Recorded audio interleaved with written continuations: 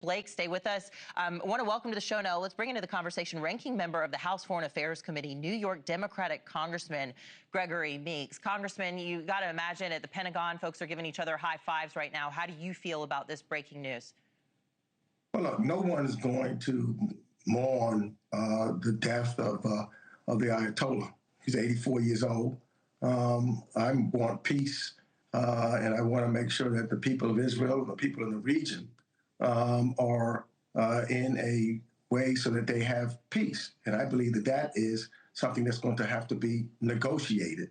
And I think that there's a lot of things that we don't know, that we want to know. I would have hoped that the President of the United States would have communicated with members of Congress.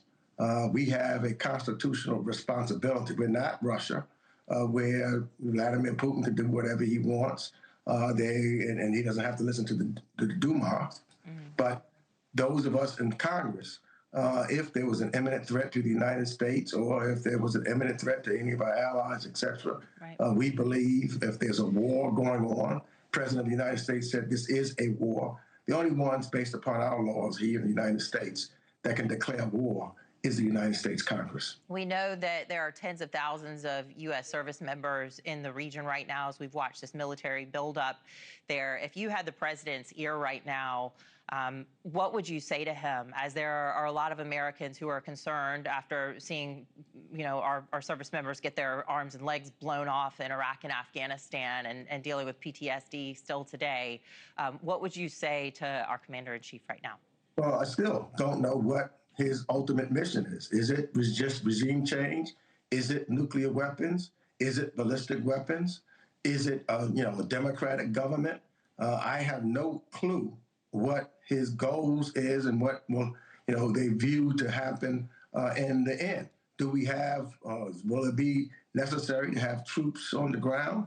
I think ultimately a lot of this is going to be determined by the Iranian people. And who are they talking to on the ground in regards to the Iranian people as to what direction they will move in? Hope is not a plan.